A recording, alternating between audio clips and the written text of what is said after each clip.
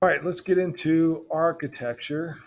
And with Greek art in the Archaic period, we're mostly looking at temples. There are no palaces, there's no monarchs, there's no residential compounds that we look at. It's mostly temples. Now, Greek temples are kind of different. They don't do their rituals on the inside of the temple. The ritual is done on the outside of the temple. And typically, if this is the front of the temple, they will have an altar out here and do all their rituals on the altar in front of the temple. They would have a cult statue inside, and the temple is basically a house for the goddess or god that it is built for, not for the people. The temples are not for people, they're for goddesses and gods. And on the exterior sculptures, what we'll look at, there's images of deities, there's stories. And the very earliest Greek temples were made out of mud and wood, and they did not survive. Later temples were made out of limestone and marble. We've come across this term before, cella, when we were looking at the ziggurats. This would be the front of the temple facing east, usually. You would walk up the steps past the columns, and then these are walls on three sides, but it's open on this outside. This might be a step right here. And then the door right here, and then the interior space right here is the cella. And it's basically just a big room. There's nothing in it. And then there's another like half room in the back. And so if we do a tearaway play look at this, there would be a giant statue inside the cella, and then you would have this grand entryway right here. And you can see all the columns that are around this. That's a lot of columns. We get a closer look here. Once again, inside the temple, there would be a large sculpture of the deity that the temple is for. You probably saw this in the Hercules movie. There's a couple terms I want you to know, and we'll go through all of these, but frieze is going to be one of them. I'll go over this later. This is called metope right here. We're going to look at the pediments. We're going to look at the triglyphs. So let's start with the pediment.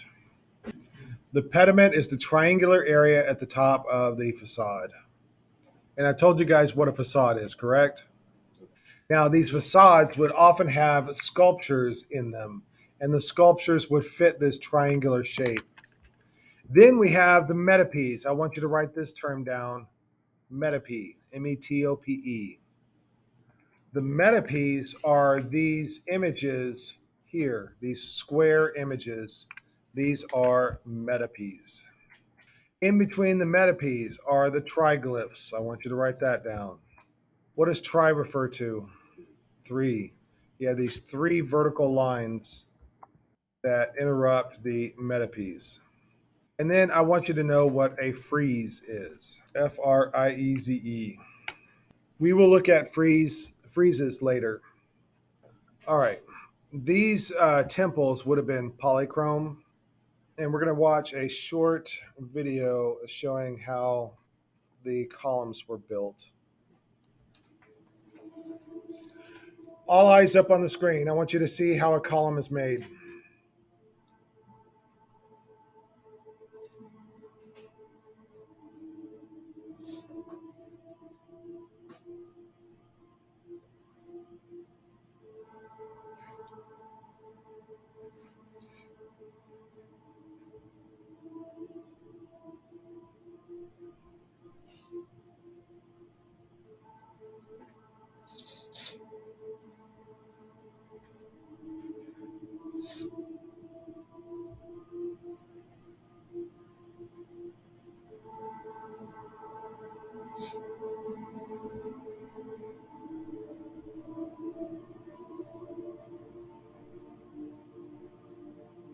You can see that the individual blocks that are coming from a long distance away.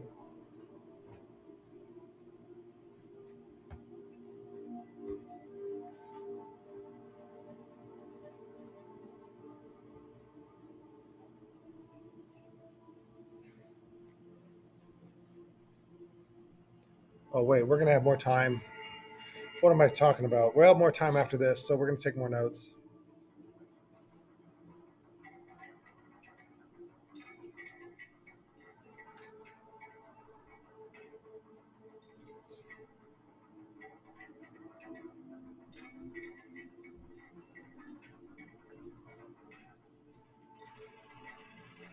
I want you to see what kind of machinery they used to lift the blocks.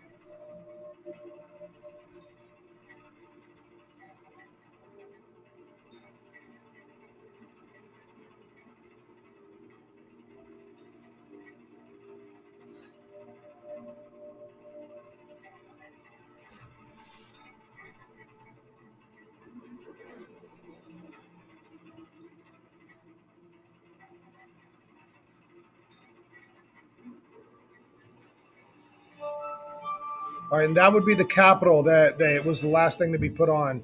And notice that those nodules that they had to have in order to lift them on. So then they carve it and they put the fluting on there.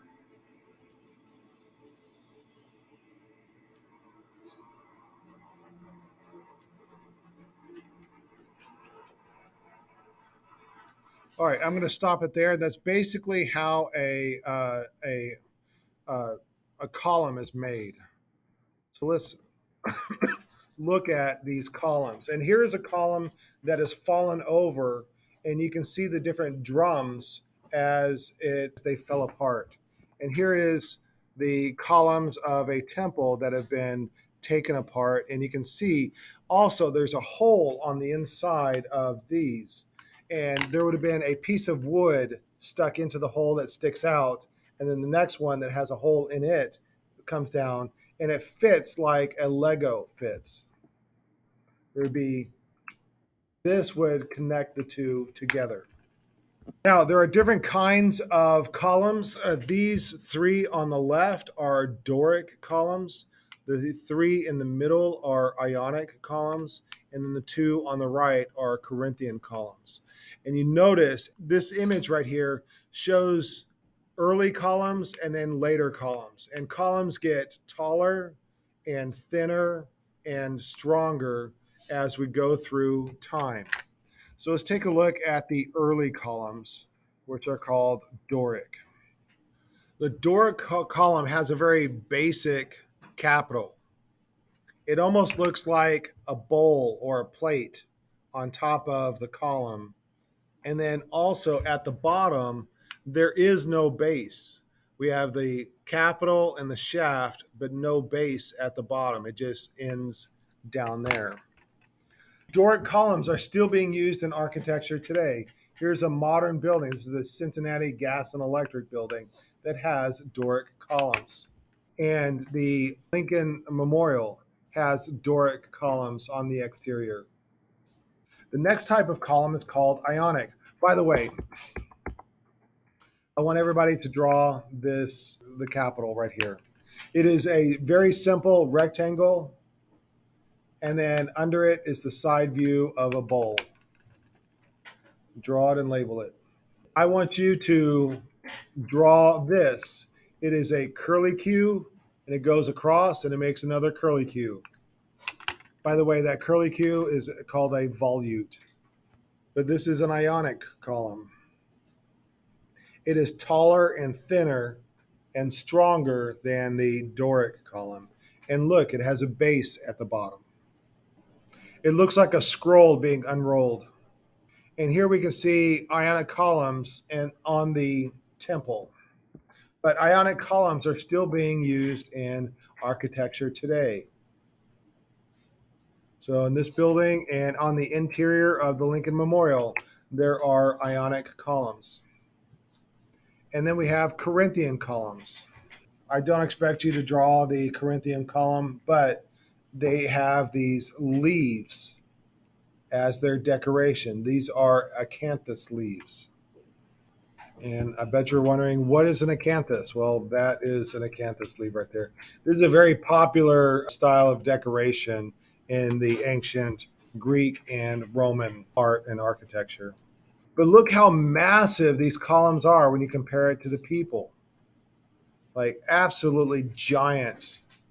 And I have a hard time figuring out just how even with cranes, how the Greeks were able to build these massive, giant columns. I'm impressed. All right, so next we're going to go to Delphi. And I need to tell you a little story about Delphi.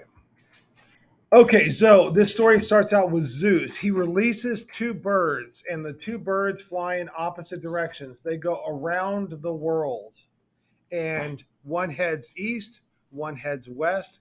They meet on the opposite side of the earth on a rock. This rock became the center of the universe. Zeus put a python there to guard it. Then along comes Apollo. As a baby, Apollo used his bow and arrow to shoot the python, and he killed it. When it died, the earth cracked and its body fell in. When the body of the python began to decay, it emitted a vapor. And Apollo built his temple right on top of that crack with the vapor coming out. So now we're going to go to Delphi, and this is the temple of Apollo. And there's a cool Assassin's Creed video showing this bird flying around. Hey everyone, we're going to be flying here over the Gulf of Corinth in one of its most highly prized locations in the area, the site of Delphi here, over by the Mount Parnassus region. And this is a very, very important religious site, home to, well, the Temple of Apollo and his spokesperson, essentially the Oracle of Delphi. So just to give you a bit of context on what's going on here. Well, so right there is the Temple of Apollo. There is the theater. We're going to be looking at a building that's right down at the base of that. Due to its proximity to the high mountains nearby, which were associated with the gods, as well as you can see, but we don't have time here, some streams coming by. There were some natural to go in there, but this is a really cool video to watch. I recommend it. All right, so I want to explain how the Oracle of Delphi works. So if you have a question, if you are a person, if you are a king of a kingdom, like say, and you're wondering, what about this person? What about my kingdom? What about my child? And you have a question, you will go to Delphi and you will talk to the priests of Delphi. And the priests will talk to Pythia. She is the oracle at Delphi. And she will go into the temple where the vapors come out. Remember that crack in the earth? And the dragon fell down and it decayed and it created these vapors. She will inhale these vapors. So here she is sitting on her high chair and with these vapors coming out, and she inhales the vapors and has visions of the gods talking to her. She asks the gods the question, the gods talk to her, and she has the answer. But the gods don't speak the language that we do, so they talk in gibberish. So her answer is in gibberish. So she tells the priest what the answer is. The priests interpret that gibberish and give you the answer. So we've already seen this work. The king and queen of Troy, she had the nightmare that Troy was on fire. They asked what was the reason for this, or what does this dream mean? And they told her to kill the baby, right? And that turned, he grew up to be Paris. That's how this oracle works. All right, everybody. Hey, this story takes place in 3 cities that are in the story. There's the city of Corinth, which is right there, the city of Thebes, and Delphi, which is our main concern, because that's where the art is that we're going to look at. The story of Oedipus Rex. In the city of Thebes, we have King Laius and Queen Jocasta. They have a baby, and they wonder what the future of their baby is going to be. So they go to Delphi. Remember, I told you that Delphi, that's where the oracle is. And they ask the oracle, hey, what's our baby going to do? Like, tell us about our baby. They want to ask the gods. And the oracle says that the baby is going to cause you problems. It's going to be the downfall of your kingship, your queenship, and Thebes. So, what do? If you have a baby that's going to grow up and just ruin everything, you got to kill the baby, right? They try to kill it, but you can't, like, just like with the city of Troy, if you're holding a baby, you can't just stab it. You're not a monster. So, you give it to somebody to kill, and they take it up to the top of the mountain. And this time, he bound the feet and the hands of the baby and left it at the top of the mountain. Meanwhile, a herdsman, a shepherd, finds the baby and names it Oedipus, because I think the name Oedipus has something to do with bound feet, and takes it back to his city of Corinth. Now, in the city of Corinth, the king has a bunch of daughters but no sons. So he gives the baby to King Polybus to raise as a son so he can have an heir to leave his kingdom to. Years pass, Oedipus grows up into be a fine young man, and there's a rumor going around that he's not the son of Polybus. And that really disturbs him because he grows up thinking that Polybus is his father. So he goes to Delphi. He asks the oracle, hey, is this rumor true? And the oracle says, you are destined to mate with your own mother and with your own hands shed the blood of your sire. That means you're going to marry your mother and kill your father. That freaks him out. It would freak anybody out. That's a horrible thing to learn that that's your fate. But he believes that this guy is his father and the queen is his mother. So he leaves Corinth and he goes to Thebes, where his actual mother and father are. But he doesn't know that.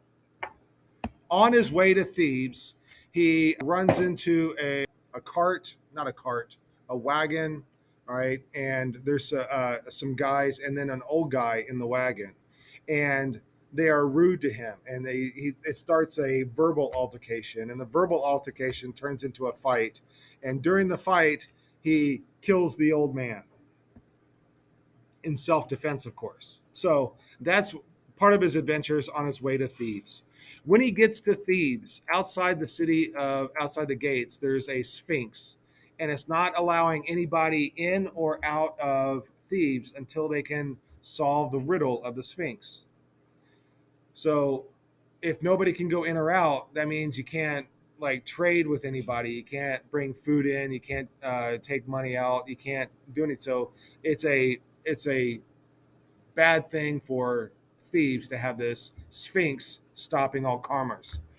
So the sphinx asks Oedipus what walks on 4 legs in the morning, 2 legs in the afternoon, and 3 legs at night.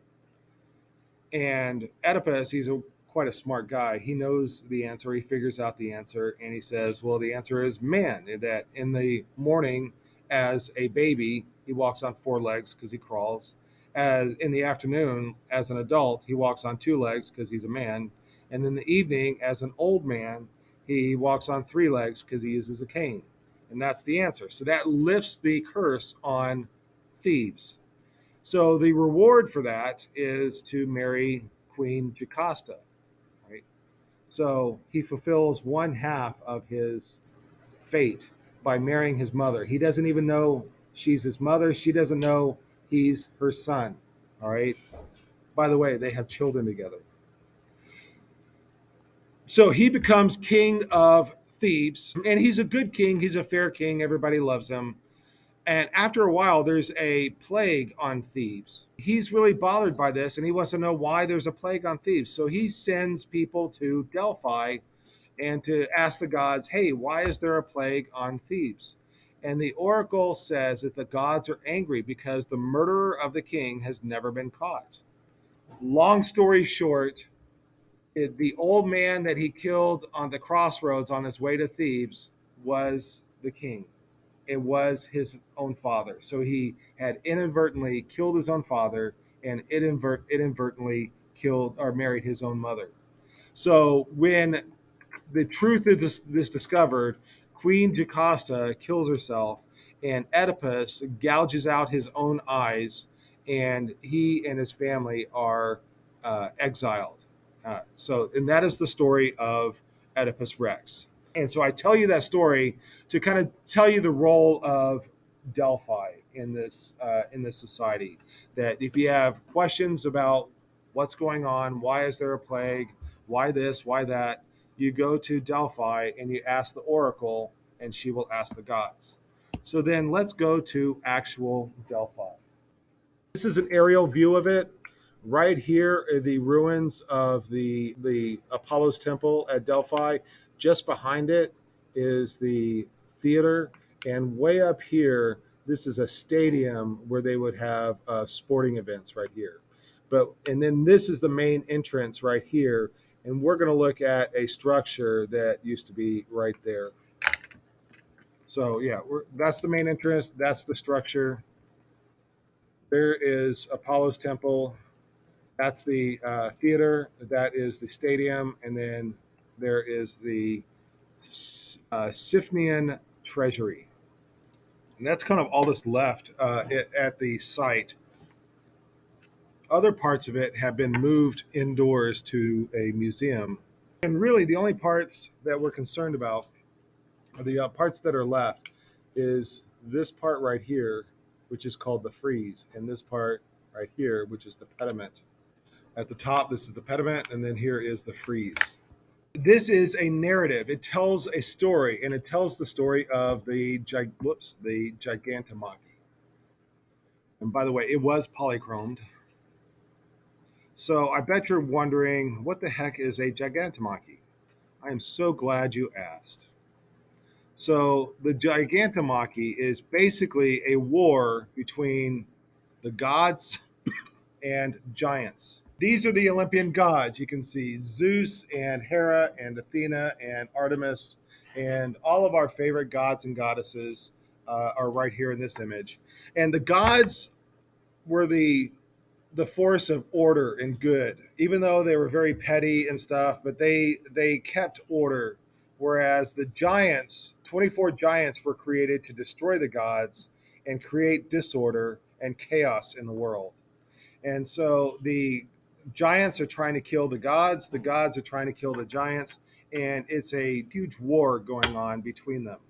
Now, the gods are unable to kill these giants, and so then they ask, I think it's Hera. Hera comes up with a prophecy that the only way that the gods could win this war was by the help of a mortal dressed in lion skin. Does anybody know which mortal dresses in lion skin? Right. You know him as Hercules. That is his Roman name. His Greek name is Heracles. Since we're studying Greek art, we're going to call him Heracles. And so Heracles is recruited, and Heracles, the first thing he does is he shoots this giant right in the head with an arrow. But then the giant stands up, rips that arrow right out of his head, and carries on. He can't kill this guy. It turns out that the giants gained their strength by their contact with their homeland. So the giants are fighting in their homeland, and by touching the earth of the homeland, that's where they gain their strength. So what Heracles does is he pushes all the giants out of the homeland, and then he's able to kill them.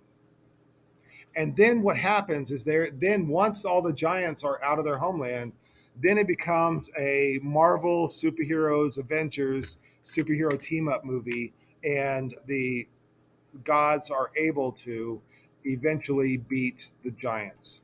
Oh, here's a cool one right here. So this is Athena. She has this gigantic rock, and she crashes it down on one of the giants, Enclatus, and that creates the island of Sicily.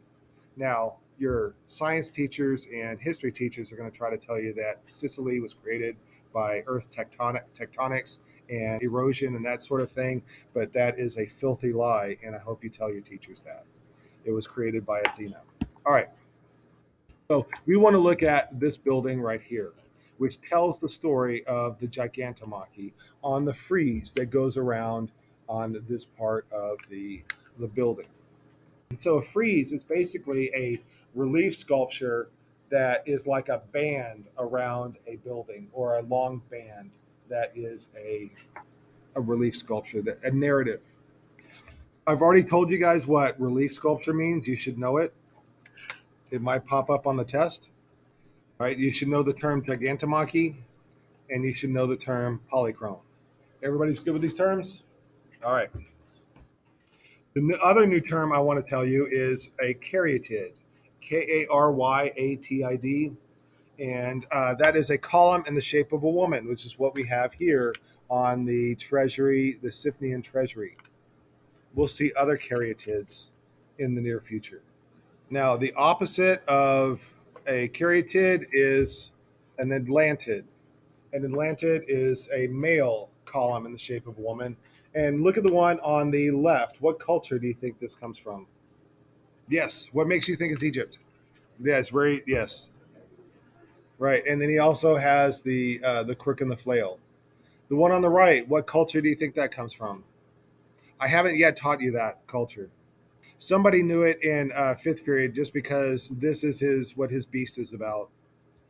It's Aztec or Toltec. All right. So I've been showing you guys the archaic period. There's a very interesting transition between the archaic period and the classical period. And that is with the Temple of Aphaea. All right, so this is a model of what the temple would have looked like a couple thousand years ago. I do want to point out a couple things. This is the pediment where all the sculptures are. Just below it, you can see the triglyphs. All right, and then in between the triglyphs are the metapiece. And then what kind of columns do we see here? They're a Doric, right? How can you tell they're Doric? Right, the plain column. And what are they missing that the other columns have? The base. All right, and this is what the Temple of Aphaea looks like now. And if you look at the plan of the Temple of Aphaea, it's a little bit different than the other plan I showed you. It has two openings to the main cella that is in the center. And then on the inside cella, there are columns within the cella. And you can see that they are smaller columns. And then it's a single colonnade around the outside. But that's not why we're here. We're here to look at the pediment. So there are two pediments on a temple. There's one that faces east, one that faces west. The one that faces east, that is the main entrance. That is the front of the temple. And that is where the rituals are usually done. Why east? Why should it face east? What is significant about east? Right, the sunrise, right? It's a rebirth. It's showing the gods rising up. And with the Greeks, it is Apollo in his sun chariot coming up over the horizon. So one thing that is new is that all the figures are the same scale. That in the past, figures on a pediment would have just shrunk as they go out to the outside, but now they are all the same size. And in order to fit in this triangle, they have to squat down, they have to kneel down, and then in the corners they lie down. On the east pediment, it is this figure that we're going to be looking at. But what we have here is the story of the Trojan War. This guy right here is king of Troy. There's a couple of Trojans. We got a Greek warrior, and we got a hero of the Trojan War. There's Athena, the goddess of war, directing it all. And we have other Greeks and Trojans over here. And so the east pediment, we're going to look at this guy. And then on the west pediment, we're going to look at this guy. So when we compare these two sculptures, one of them is archaic, which I've taught you about, and one of them is classical. I haven't yet taught you about classical, but one of them is newer than the other. And what happened is that one of these sculptures fell off 10 years after it was made. So they made a new one and put it back up, and it has the characteristics of the new art style. So, can you tell which one is archaic? Why do you think the top one is archaic? Yeah, it's less detailed. Look at the hair. Does that hair look cartoonish to you?